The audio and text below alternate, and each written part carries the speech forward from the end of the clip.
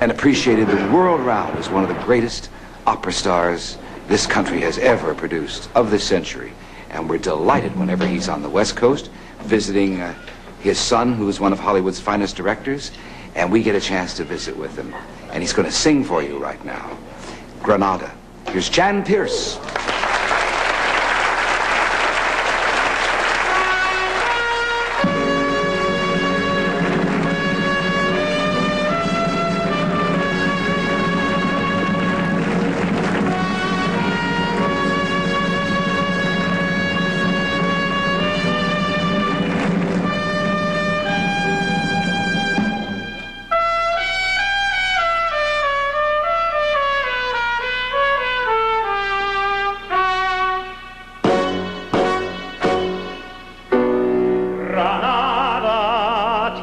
Soñada por mí, mi cantar se vuelve gitana cuando es para ti,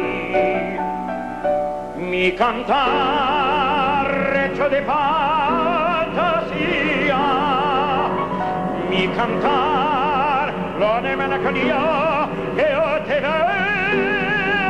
vengo a dar.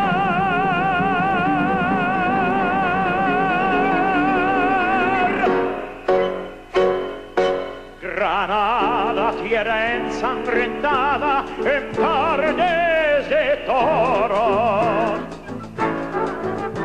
mujer que con bruja de nosotros de miedo, de sueño rebelde gitana cubierta de flores, y beso tu boca de grana, jugosa manzana que me habla de amores.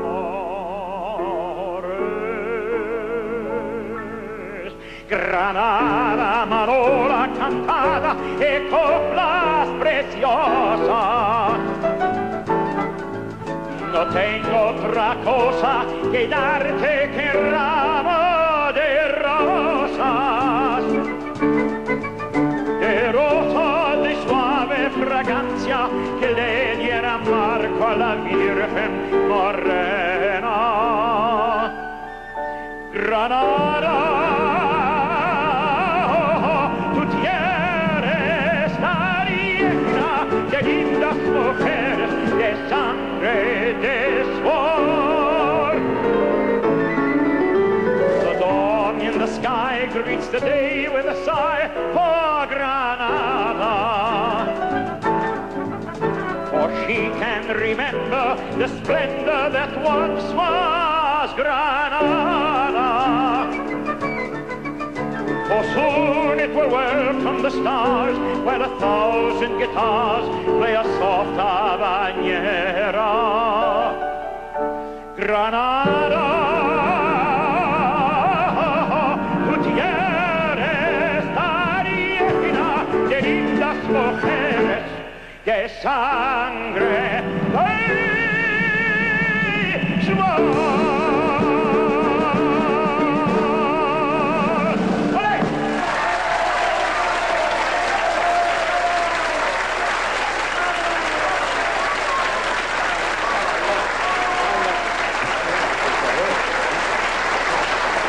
Wasn't that terrific?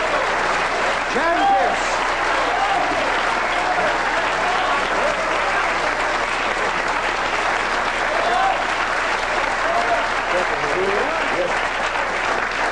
Rolling bandstand.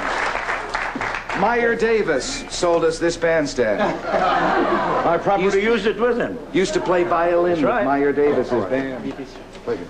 Didn't you? Yes, sir. And badly, but I played. No, that's not what I heard. Were you a first violinist, second or third? Always a first. Good. Yeah. Oh, Jack. But you know why I was first? In fact, I was concertmaster. Hey. I was the man who sang the choruses through that long megaphone. Did you start using the megaphone? I sure hope that. Oh. You and Rudy Valley? After Rudy Valley. He set it, he set the pattern, and I followed. You think I have a good name, Skippy? Meet Pinky. No crack. Thank you. Pinky Perlman. Perlmuth, M-U-T-H. Pinky Perlmuth. Jack Pinky Pearl Mute. Jack Pinky Pearl Mute. That would give you a terrible problem. Pearl Mute. It's as simple as carradine. But how do you get from... How long are we going to stand? Oh. What's the matter? Well, his little sailor suit is wrinkling, isn't it, folks? Or is it the body? I want to sit down with a big kid. I looked out there and saw my old friend Kalila Ali sitting there. Kalila, stand up and take... Isn't she lovely?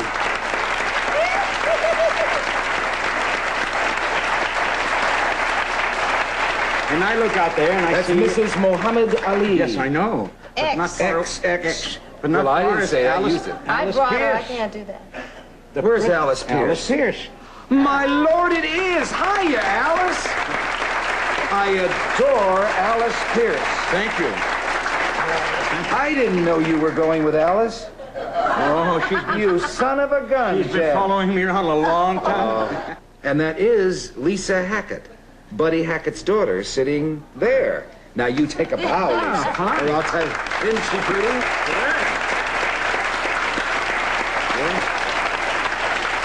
She's a beauty and takes after her mother.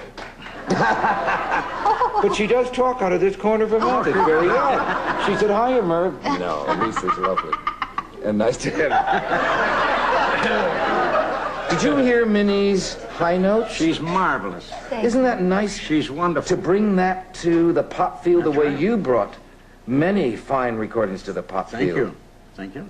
Well, there's no reason in the world why any artist who is studied seriously should not be able to fit in to the popular, to the lighter field of music. Yeah, but it always came out sounding strange because you use a different projection for the pronunciation of your words. Not when I sing a pop tune. Yeah, but most artists didn't do that. When they came over in the pop field, They become very ultra. yeah, it sharp. did sound strange. Without a song. Yeah. Or put another nickel in the Nickelodeon. That was odd, yeah. That's the way that I learned to sing. I From the I opera? sang. Yeah. And when I studied, of course, I always listened to regular. I understand you studied in music. Chicago. Yeah, I Whom did you study with? Mary and Jeffrey Oh, wonderful. for about 9.5 years, and I studied at the Good. conservatory as well. But I sang. I sang a lot of Puccini and those Mm-hmm. kinds of things. To what age can you sing, Jan? As long as you can breathe. Really? Did you hear my echo? Yeah. But I mean, suppose you get into short breaths. What do? Holiday for strings? Short breath, you go back to smoking. You never smoke. I certainly did. Shame on you. I was telling your friend Jack here that I stopped smoking 31 years ago. But what kind of cigarettes if you were talking to Jack? In those days, we knew only of tobacco. Well, Caruso smoked those big black cigars Yeah. before a performance. Yeah. But you are very touchy when it comes to the complete protection of that vocal system, aren't you? But what do you mean Because touchy? I always love to tell the story of the day I ran into you at the St. Francis in New York, and I was standing there singing, and I went, you said, don't do that. Of course, don't do that. Don't clear your throat like that. Well, I wasn't going to go out and sing. Well, you find a way of doing it lighter. You don't go out and hit your vocal cords all the time. Really. But no matter, I mean, you're in the prime of your life, and I your hope so. voice is so mellow. That's wonderful. Thank you. How often do you practice? Every day. Do you have to exercise a great deal, though, too, Jim? No. You know, I thought you had to. no, Merv, I'll tell you. And I've said it to you more than once, and you know it too. I'll write it down this time. If you're in good voice, If you're in good voice. 5 to 10 minutes is enough To open. Of what? of vocalizing, Oh. warming up the throat, getting the blood going. And if you're not in good voice, the longer you try it and the longer you sing scales, the worse it gets. That is so true. Pick a side. Have you ever opened your mouth in a great production and nothing came out? Thank God, no.